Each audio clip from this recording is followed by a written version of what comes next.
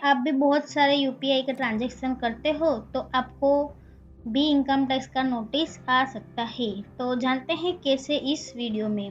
तो अगर आपने हर्षी का अकाउंटिंग को सब्सक्राइब नहीं किया है तो सब्सक्राइब जरूर कर ले और बेल आइकन को भी जरूर से क्लिक कर ले ताकि आने वाला वीडियो का नोटिफिकेशन आपको मिलता रहे।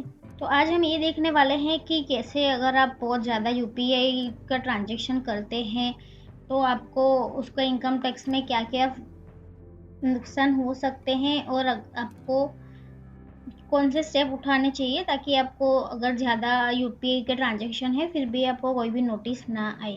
तो सबसे पहले हम ये जान लेते हैं कि इनकम टैक्स का जो रिटर्न फाइलिंग का लिमिट होता है वो क्या होता है। तो आप सबको बेसिक तो पता ही होगा कि अगर हमारी इनकम 2.5 लाख से कम है तो हमको आईटीआर फाइल नहीं करना होता है और 2.5 लाख से अगर ज़्यादा हमारी इनकम हो जाती है तो हमको आईटीआर फाइल करना होता है। वैसे एक रूल भी है कि ओल्ड टैक्स रिजिम के हिसाब से 5 लाख और न्यू टैक्स रिजिम के हिसाब से अगर आपकी इनकम 7 लाख रुपए से कम है यानी कुछ 5 लाख या 7 लाख रुपए तक है तो आपको 100% रिबेट मिल जाता है और आपको कोई भी टैक्स नहीं देना होता है। लेकिन अगर आपका 2.5 लाख से ज़्यादा इनकम बढ़ जाता है तो आपको आईटीआर तो फाइल करना ही होगा, भले आपको टैक्स ना पे करना पड़े। तो सबसे पहले आपको ये जान लेना चाहिए कि हमको इनकम टैक्स का रिटर्न कब फाइल करना चाहिए।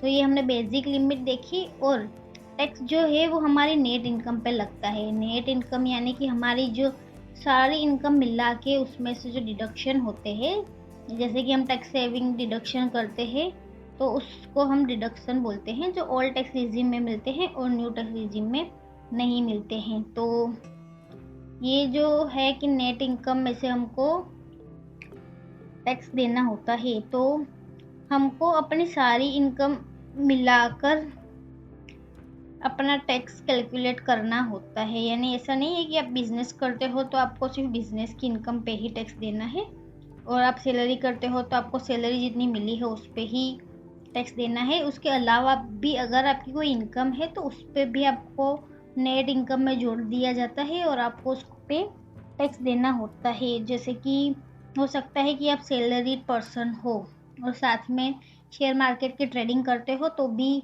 आपको वो वाली जो इनकम है शेयर मार्केट की वो भी आपकी नेट इनकम में जोड़ के आपको टैक्स देना होता है। साथ में अगर आपको बैंक में इंटरेस्ट मिला है या कैपिटल गेन है या सारी की सारी आपने साल भर में जितना पैसा कमाया है वो सारा का सारा आपको टैक्स निकाल के देना पड़ता है। तो क्योंकि आपको ये जानना इसलिए ज़रूरी है क्योंकि आगे आपको कॉन्सेप्ट क्लियर होगा कि आप कितनी लिमिट तक अपना यूपीआई ट्रांजैक्शन कर सकते हैं और आपको उस पर कैसे टैक्स देना होता है और आपको कैसे इनकम टैक्स के नोटिस से आप बच सकते हैं। तो यहाँ पर मैंने 3 सिनेरियो लिए हैं कि यूपीआई हम किसको करते हैं, उसके हिसाब से आपको ये क्लियर होगा कि आपको कौन से केसेस ध्यान रखने हैं। तो फर्स्ट जो सिनेरियो है वो है कस्टमर टू बिजनेस। तो आजकल वैसे भी यूपीआई का बहुत ज़्यादा ही चल रहा है। आजकल कैशलेस ट्रांजैक्शन हो गया है और ज़्यादातर लोग अपने फ़ोन से क्यूआर कोड स्कैन करके ही यूपीआई करके पेमेंट करते हैं। तो हर एक बिजनेस जो है वो अपना क्यूआर कोड तो लगा के रखता ही है दुकान पे और उसकी इनकम जो है वो वहाँ से ही आती है। तो अगर आप बिजनेस करते हो और आपने अपने शॉप वगैरह पे या कैसे भी क्यूआर कोड से आपको यानी कि यूपीआई के थ्रू आपको जितने भी पैसे मिलते हैं उसको कोई लिमिट नहीं है। यानी कि बिजनेस के थ्रू आपको जितना भी यूपीआई मिलता है तो उसका कोई लिमिट नहीं है, कितना भी पैसा आपके बैंक अकाउंट में आ सकता है। लेकिन सेविंग बिजनेस के लिए आपको करंट अकाउंट खुलवा देना चाहिए क्योंकि सेविंग अकाउंट में अगर आपका 10 लाख से ज़्यादा का ट्रांजैक्शन हो जाता है तो आपको नोटिस आने के चांसेस बढ़ जाते हैं, राइट। तो किसी भी केस में अगर आपके ट्रांजैक्शन बहुत ज़्यादा बढ़ जाते हैं तो आपको करंट अकाउंट खुलवा देना चाहिए और सेविंग अकाउंट में आपको कम ट्रांजैक्शन करने चाहिए क्योंकि सेविंग अकाउंट सिर्फ सेविंग के लिए होता है। हम वो उसको डेली यूज़ के लिए या अपने बिजनेस के लिए यूज़ नहीं कर सकते हैं, राइट। तो आपको ये बात भी ध्यान रखनी है कि बिजनेस में आप कितना भी यूपीआई से पेमेंट है वो ले सकते हैं, उसकी कोई लिमिट नहीं है। लेकिन एक लिमिट से ज़्यादा अगर आपके पैसे बैंक में आते हैं तो आपको करंट अकाउंट खुलवा देना चाहिए। और करंट अकाउंट में वैसे भी कोई लिमिट नहीं होता है, आप कितना भी ट्रांजेक्शन कर सकते हैं। तो ये हमने बैंक वाला इम्पैक्ट देखा। अब देखते हैं कि इनकम टैक्स पे आपको क्या इम्पैक्ट होगा। तो सेंडर यानी कि जो भी पर्सन आपको पैसे भेज रहा है उसको कोई इम्पैक्ट नहीं होगा, क्योंकि वो तो अपना जो इनकम है उसको खर्च कर रहा है, राइट। तो वो कैसे भी खर्च अपना कर सकता है। रिसीवर यानी कि आपको जो पैसे मिले हैं, तो आपको जो भी पैसे मिलते हैं उसको आपकी सेल्स में ले दिया जाएगा कि आपको जो भी साल भर में बिजनेस अकाउंट में यूपीआई से पेमेंट मिला है तो वो सारा का सारा आपका सेल्स मान ली जाएगी। तो आपको वो जो भी टर्नओवर है उसको आपको अपने आईटीआर में दिखाना होता है नेट प्रॉफिट करके कि आपको इतना पेमेंट मिला है तो आपको इतना प्रॉफिट हुआ है। तो अगर इसका भी एक लिमिट है कि अगर आपका 2.5 लाख से ज़्यादा का प्रॉफिट है तो ही आपको आईटीआर फाइल करना है, और 2.5 लाख से कम है तो आप आईटीआर फाइल नहीं करेंगे तो चलेगा। तो इसमें ऐसा है कि अगर मान लीजिए कि आपकी यूपीआई से आपको साल भर में 5 लाख रुपए का जो रिसिप्ट है वो हुआ है, लेकिन अगर आप आईटीआर सिर्फ 2 लाख की बताते हो तो हो सकता है कि आपका इनकम टैक्स का नोटिस आ सकता है कि आपके यूपीआई के ट्रांजैक्शन तो बहुत ज़्यादा है लेकिन आपने प्रॉफिट बहुत कम बताया है। और हो सकता है कि आपका 2.5-3 लाख 5 लाख का ट्रांजैक्शन हो और आपने 50,000 का ही सिर्फ प्रॉफिट बताया हुआ है। तो इस केस को भी आपको बहुत ज़्यादा ध्यान में रखना है। तो अगर आप ऐसे चले कि आपका जितना टर्नओवर आपकी बैंक में दिख रहा है, यानी कि आपको जितना भी यूपीआई से पैसे मिलता है उतना आप अपने आईटीआर में शो कर देते हैं कि भाई हमको अगर 10 लाख का ट्रांजैक्शन हमारे बैंक अकाउंट में है और आप 10 लाख की इनकम अपने आईटीआर में डिस्क्लोज कर देते हो तो आपको कोई भी दिक्कत नहीं होगा। दिक्कत आपको तब होगा जब आपका 10 लाख का ट्रांजैक्शन बैंक में दिख रहा है लेकिन आप सिर्फ बहुत कम यानी कि 2 लाख या 1 लाख रुपए का प्रॉफिट बता रहे हो या तो इनकम बता रहे हो, तो इस केस में कुछ गड़बड़ हो सकती है, इसलिए आपको टैक्स का नोटिस आ सकता है। और अभी देखते हैं कि जीएसटी में इसका क्या इम्पैक्ट होगा। तो जीएसटी में ऐसा है कि अगर आप कोई बिजनेस पर्सन हो तो अगर आपका 40 लाख से ज़्यादा का टर्नओवर हो जाता है तो आपको जीएसटी का नंबर लेना कंपलसरी है। और अगर आप प्रोफेशन में हो यानी कि कोई डॉक्टर, टीचर, लॉयर वगैरह हो तो आपको 20 लाख से ज़्यादा का अगर टर्नओवर बैंक के थ्रू या कैश के थ्रू होता है तो आपको जीएसटी नंबर लेना होता है। यानी कि ये जो जीएसटी की बेसिक लिमिट है कि अगर कोई पर्सन सालाना 40 लाख या 20 लाख रुपए से ज़्यादा का टर्नओवर हो जाता है तो उसको जीएसटी नंबर लेना होता है। अगर आप ऐसा नहीं करेंगे तो जीएसटी डिपार्टमेंट वालों से भी आपका नोटिस आ सकता है, और इस केस में आपको जीएसटी में भी पेमेंट करना होगा 18% के हिसाब से। अगर आपका जो रेट लगता है उसके हिसाब से आपको पेनल्टी भी देना पड़ सकता है। तो अब दूसरा सिनारियो देखते हैं कि यूपीआई में कि पर्सन टू पर्सन। तो ऐसा होता रहता है कि हम ना बैंक में जाके कैश को जमा कराए तो आजकल लोगों को पसंद नहीं है, तो लोग ना एक दूसरे को ही अपना कैश की लेन देन करके अपना पैसा जो है वो बैंक में ले लेते हैं। तो उसके पीछे कोई पर्पस नहीं होता है कि मतलब कि कुछ सेल्स वाला या सर्विस वाला पर्पस नहीं होता है। इसमें ऐसे ही लोग ना कैश लेन देन करके अपना वो यूपीआई वाला जो है वो ट्रांजैक्शन कर देते हैं। तो इस केस में अगर ऐसा है कि अगर आपका साल भर में 50,000 तक का यूपीआई ट्रांजैक्शन होता है, यानी कि अगर आपको कोई बिजनेस नहीं है और 50,000 तक का ट्रांजैक्शन होता है तो आपको कोई भी दिक्कत नहीं है।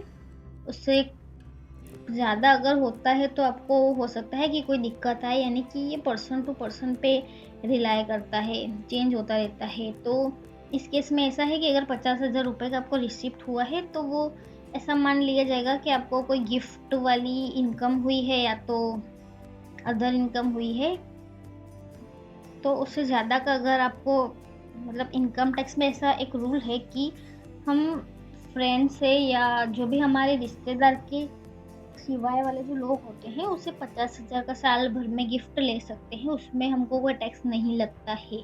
और रिलेशन में हो, जैसे कि हमारा ब्लड रिलेशन में फादर मदर से हमने पैसे लिए हैं, तो उसका कितना भी पैसा हो तो वो नॉन टैक्सेबल होता है, यानी कि वो भी गिफ्ट के रूप में मान दिया जाता है। तो अगर 50,000 से कम का अगर आपका ट्रांजेक्शन है यूपीआई का, तो आपको कोई भी दिक्कत नहीं है, क्योंकि आप एज अ गिफ्ट इनकम भी आप उसको बता सकते हैं। और इसमें भी आपको ये चीज़ें ध्यान रखनी चाहिए कि अगर आपके ट्रांजेक्शन ज़्यादा हो रहे हैं, जैसे कि 10 लाख से ज़्यादा का अगर आपका ट्रांजेक्शन सेविंग अकाउंट में हो रहा है, तो आपका अकाउंट फ्रीज हो सकता है। तो आपको करंट अकाउंट ही प्रेफर करना चाहिए और खुलवा देना चाहिए।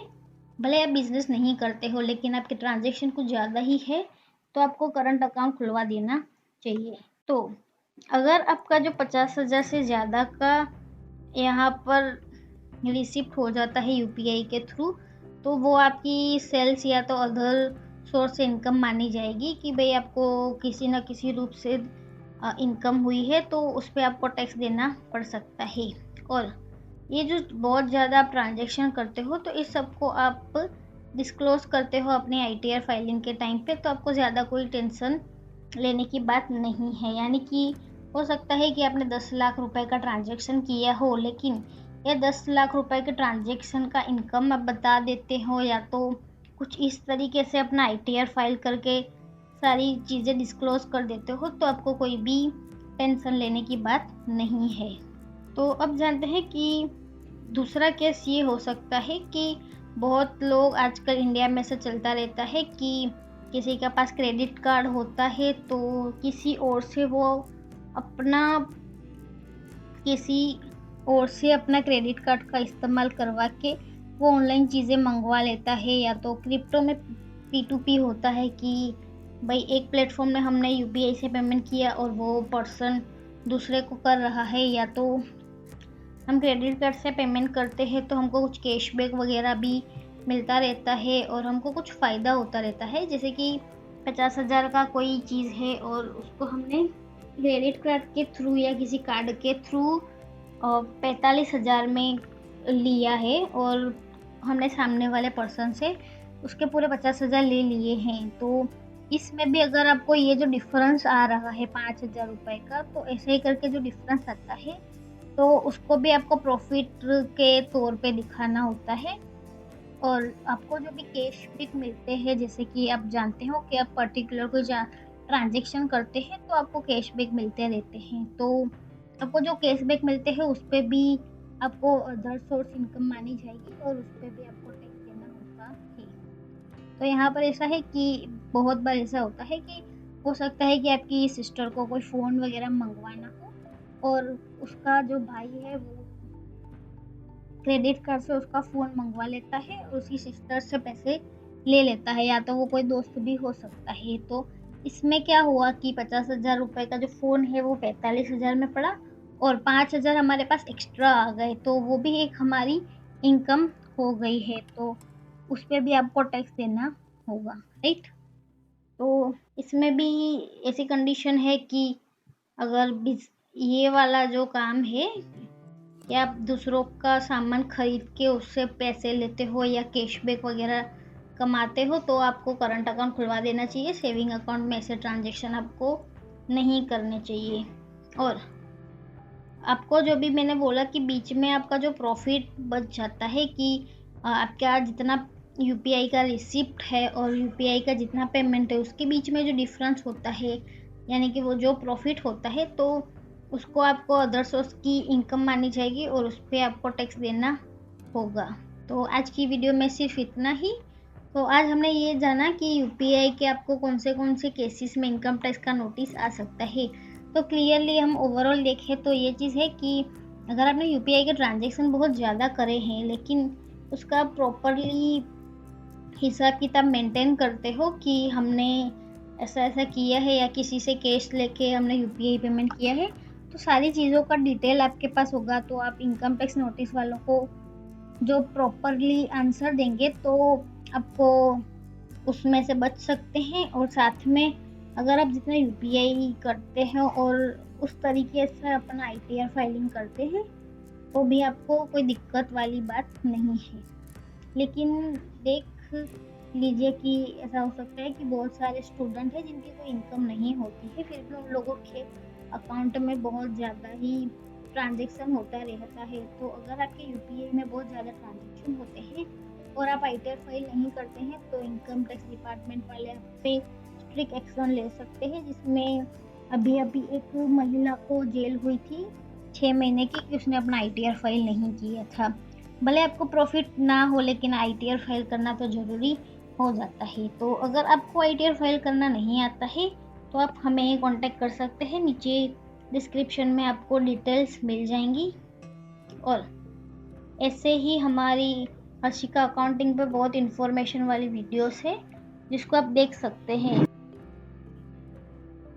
हर्षिका अकाउंटिंग चैनल को आप ज़रूर से सब्सक्राइब कर ले और साथ में बेल आइकन को भी ज़रूर से क्लिक कर ले ताकि आने वाली वीडियो का नोटिफिकेशन आपको मिलता रहे। और साथ में आप हमारी ये जो वीडियो है कि कैश ट्रांजैक्शन लिमिट वाला जो यहाँ पर हमने वीडियो लगाया हुआ है जिसका लिंक हम डिस्क्रिप्शन में दे देंगे, तो आप ये वाला वीडियो भी ज़रूर देख लें, क्योंकि ऐसा हो सकता है कि आप ज़्यादा अगर कैश ट्रांजैक्शन करते हैं तब भी आपको इनकम टैक्स का नोटिस आ सकता है। और साथ में यहाँ पर टैक्स सेविंग से भी मदद रूप बहुत ज़्यादा वीडियो मिल जाएंगे, तो हमारी चैनल को ज़रूर से एक बार विजिट कर लें।